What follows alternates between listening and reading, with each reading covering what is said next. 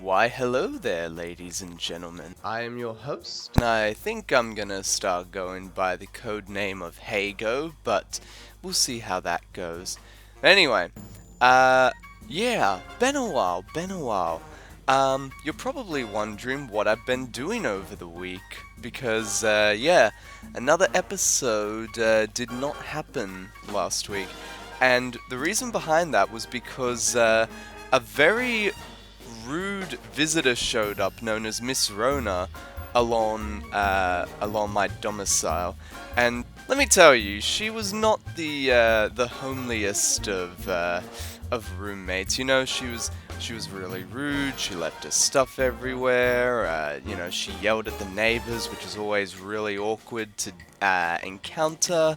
But yeah, and because of that, like, normally I would just, like, kind of, like, power through it and try and record something anyway. But, like, one of the things that ended up happening while she was around was, like, it just hurt when I swallow, which is, like, it's not really that big of a deal, but, like, you know, it's just kind of inconvenient. And it is kind of a problem if you're going to be talking for, like, a good amount of time, so yeah, that's kind of why I ended up not doing it. But it's all good. She has left the building, and thank gosh for that. Like, did anyone ever actually like her? Like, let's be real. Did anyone actually like her? 'Cause, ugh, not very fun. But anyway, now that that's done, let's talk about some more Warhammer 40k. Now, we talked about Space Marines, we talked about the Imperial Guard, we talked about them quite extensively, but get this, but wait, there's more when it comes to the Imperium.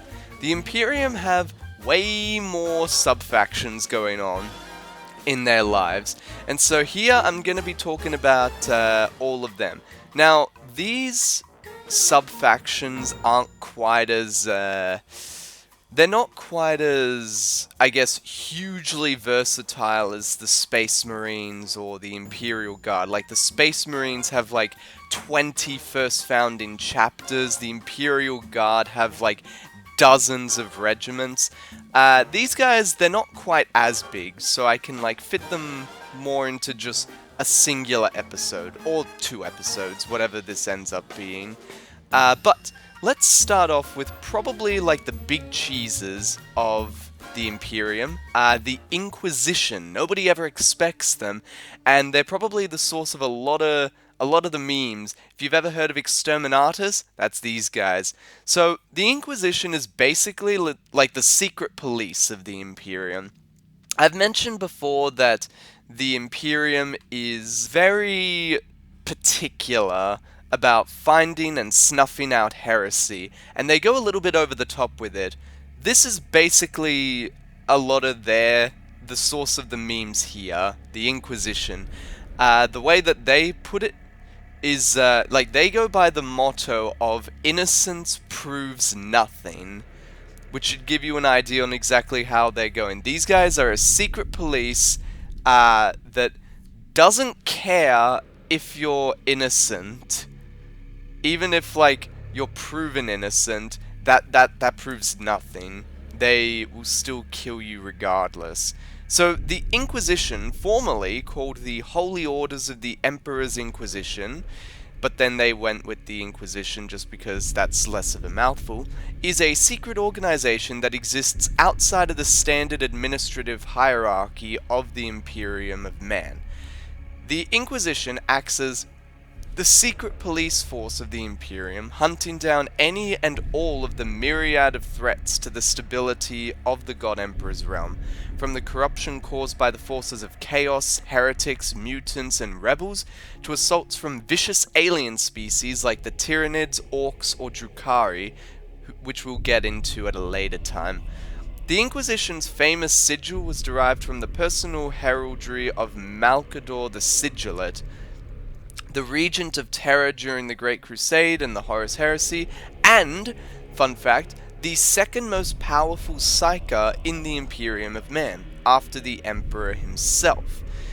Now, Malcador was the one who created the secret organization, and kind of caused everything that these guys do to happen. The Master of Mankind had ordered the Sigilate to find a group of men and women of an inquisitive nature, to search out the enemies of the Imperium, whether they lay within or without. The Inquisition is mostly divided into three major orders of Ordos Majoris in High Gothic, and many other minor ones, each one dedicated to confronting a specific threat to the continued survival of the Imperium and humanity.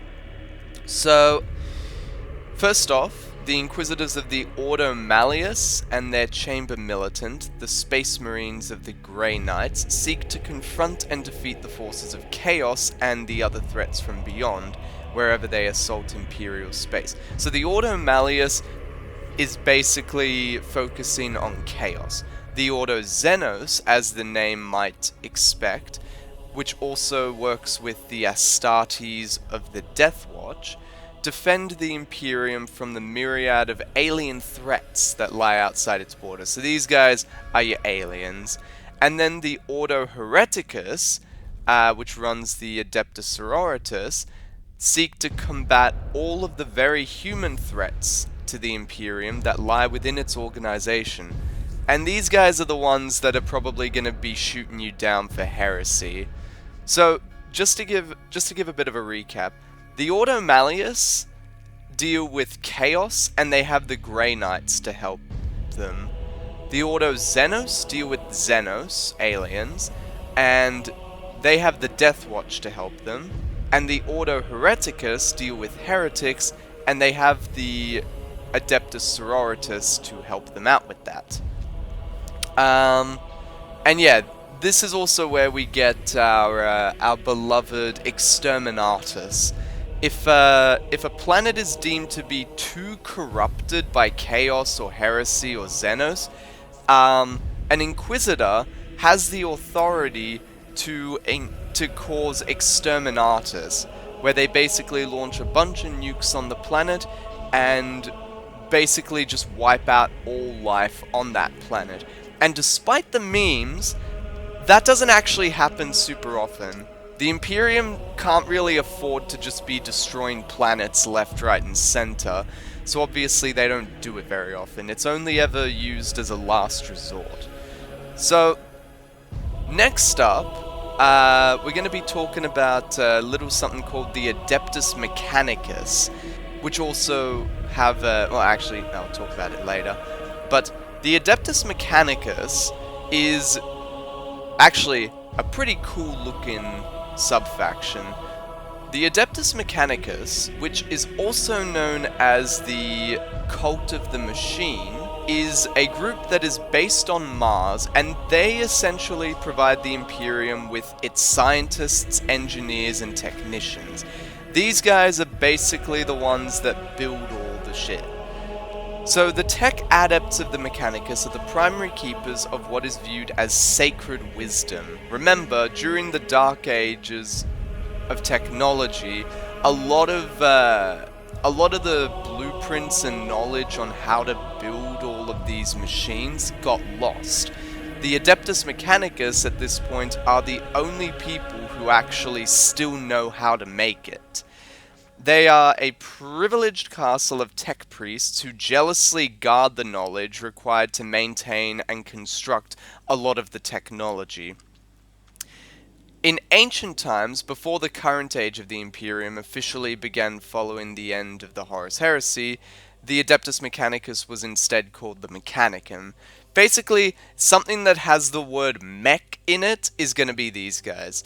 Now, the Adeptus Mechanicus was formally separated from the larger Mechanicum of Mars by order of the Council of Terra, which happened after the Red Planet had fallen to the order of the traitor faction of the Mechanicum, loyal to the War Master Horus, later called the Dark Mechanicum. So, Chaos also have the Mechanicum here. However, the Imperium managed to take Mars back, and that is where the Mechanicum is being... the Adeptus Mechanicus is being set these days. Now, the unique thing about the Cult of the Machine is that they acknowledged the Emperor of Mankind as the ruler of the Imperium, but not the religious truth of the imperial cult or the ecclesiarchy. So what this means is basically they acknowledge that that the Emperor is their ruler, but they don't see him as a god, like everybody else does. Instead, they follow they worship a strange deity that they call the Machine God or the Omnisire, and they have this belief that all machines, all technology have a spirit within them, and basically you need to treat it with respect in order for it to work, which is a really good way of being like, don't blame us if the stuff doesn't work.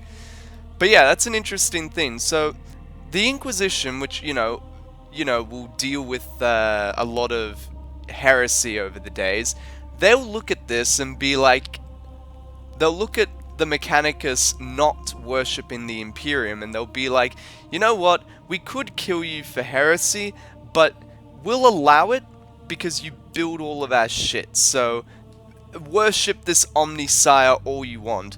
And then you have like a random Imperium civilian who got murdered over much less, and they're just like, what? It is a sad day to be in the Imperium. But anyway, the Imperium also regards organic flesh as being weak, and they view the removal and replacement of biological tissue with mechanical bionic parts as sacred. Hence, we get cyborgs with this group. Some really cool looking cyborgs. Like, he's been on the show before, but if you remember Chris from the MCU movie episodes, he has said numerous times that if he were to ever play Warhammer, he'd probably go with either Space Marines or maybe the Mechanicus or the Orcs. The Mechanicus mostly because they just look so cool. Like, all of the soldiers look so cool with their cybernetic parts all over the place. The one thing that they don't have the cool factor for is their, like, sentries and their mechs and all of that stuff. Not the Titans or anything like that, but just, like, their... Like, I think there's one battlesuit in particular that looks really goofy and really out of place. And it's like, that one kind of sucks. But everything else looks really cool for the Mechanicus. Most Elder Tech Priests have few organic parts left and eventually become more machine than man. By their own choice. They're like, ooh yes, give me more of that sweet, sweet metal. Mars is also the very first Forge world of the Imperium, so it's a very big thing for them. Some of the forces that the Mechanicus have include Questa Mechanicus Knights, Electro Priests, Skitari, Combat Servitors, and the most important one of all, Titans. Yes, indeed. A very specific part of the Mechanicus, known as the Collegia Titanica, are in charge of the Titans, the biggest war machines in the entire Imperium. Like, we're dealing with massive things that are like, hold on, actually, I'm gonna check this out. But there are 4 classes of Imperium Titans. You've got the Scout class, the Reaver class, the Warlord class, I think it's called, and the Imperator class. Yes, indeed. And yeah, these things are massive. The Imperator Titan has, like, it's basically like a walking castle. It can house an entire army within it. These things are massive. In fact, I'm pretty sure the Imperator Titan is like the biggest thing that you can actually pay for in Warhammer. These things are huge. And obviously, according to their size, they have a lot of power behind them as well. The only problem with them is that, obviously, because they're so huge, they're very valuable. And they're even more valuable because I'm pretty sure they still don't actually know how to recreate these Titans. So if a Titan gets destroyed in battle, you're never getting that back because nobody knows how to make them again, which is always going to be a pretty huge loss, which is why the Imperium is very careful about sending these things out. They can wreck an entire battlefield whenever they are on field, but like, if it does get destroyed, that's a huge loss for them. So they got to be very careful with that. But yeah, that's where the Titans come from, which is another reason to find the Mechanicus cool. Next up, we've got the Adeptus Sororities. Now, these guys are also known as the Sisters of Battle, or the Sisterhood, and as the name would suggest, this is an army of exclusively women. Now, I haven't mentioned this before, but it is worth mentioning that Space Marines are all men. There are only male Space Marines, and I'm pretty sure the reason behind that is because they're based on the gene seed of their Primarch, and all of the Primarchs are men. And all of the Primarchs are men because they all were modeled after the Emperor himself, who's obviously a man. Which is why there are no female Space Marines. There are female Guardsmen, but no female Space Marines. This, however, the Sisters of Battle, is a group of only women, only female soldiers. So if you want to play as a woman, or an army of women, this is your group to go for. They are, as I had mentioned before, they are a division of the Adeptus Hereticus. They're a branch of the Ecclesiarchy, which is all to do with the religion and all of that. And they serve as the Ecclesiarchy's armed forces, mercilessly rooting out spiritual corruption and heresy within humanity and every organization of the Adeptus Terra.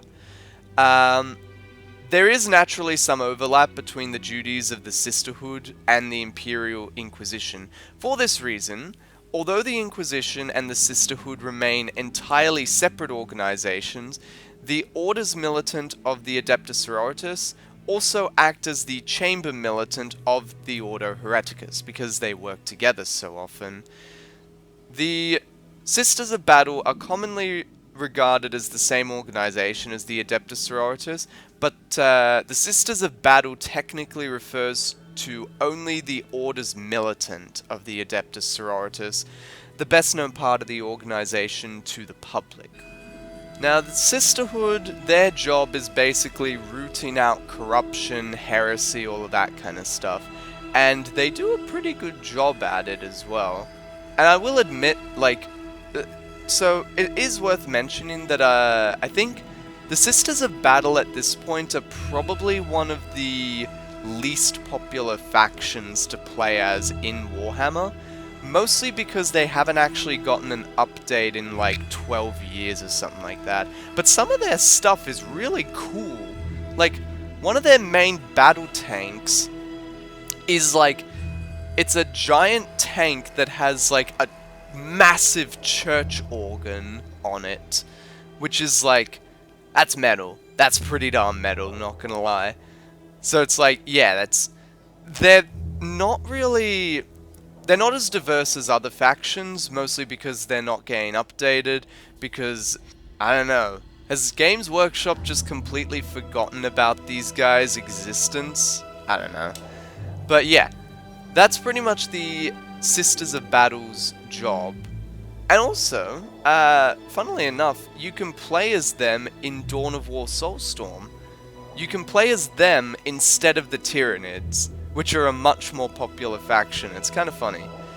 But yeah, that's the Sisters of Battle for you. Next up, since I was talking about, well, these women are pretty elite. You know what else is elite? The Tempestus Scions, or, as they're known in Low Gothic, Stormtroopers. That's right, the Stormtroopers exist in Warhammer 40k, but they're very different from the ones in Star Wars. These guys are the elite special forces of the Imperial Guard and Inquisition, but officially belong to the subdivision of the Adeptus Administrarum known as the Militarum Tempestus. These guys are basically your elite, super elite guardsmen. Trained from their youth by the scholar Progenium in the arts of war, Stormtroopers are perhaps the finest soldiers ever to serve in the Imperial Guard. Armed with their trademark hotshot lasguns and hell pistols, these soldiers take combat to the heart of the enemy with blinding speed and deadly precision. Their accuracy is aided by their highly protective carapace armors, integrated and distinctive omni-shield helm targeting system. Yeah, these guys have all the best training and all the best gear, and they're trained to carry out missions beyond the capabilities of the rank-and-file guardsmen. Deep strike assaults, reconnaissance, infiltration, sabotage, and airborne or orbital insertion are just a few of the special operation missions with which Tempestus Scions and their equivalents in the Astra Militarum are regularly tasked. They're the very best that the Imperial Guard has to offer, each man a perfect specimen of health and moral purity, forged by experience and training, not into a simple soldier, but into a one-man assault squad. And they typically get put into other Imperial Guardsmen ranks. So there's always a Stormtrooper, there's a Stormtrooper variant of every Imperial Guard regiment, that's the word. I remember when I was talking before in the Imperial Guard episodes about Cassican soldiers. I think I had mentioned them when I was talking about the Cadians. So the Cassicans are basically just a special name for the Cadian Stormtroopers. Now they are a little bit different from the other Stormtroopers because most other regiments kind of look at the Stormtroopers with disdain. They kind of see them as being like the rich boys who got to pay their way to the top and all of that stuff. There's a bit of alienation because they weren't, born and trained on the same planet.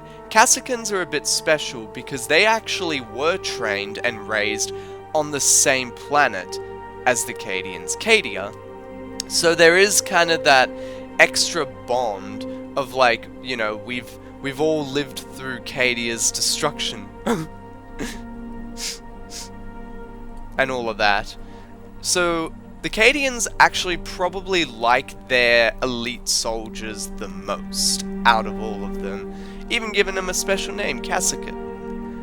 So next up we have the Deathwatch. Now, the Deathwatch are a unique chapter of Space Marines.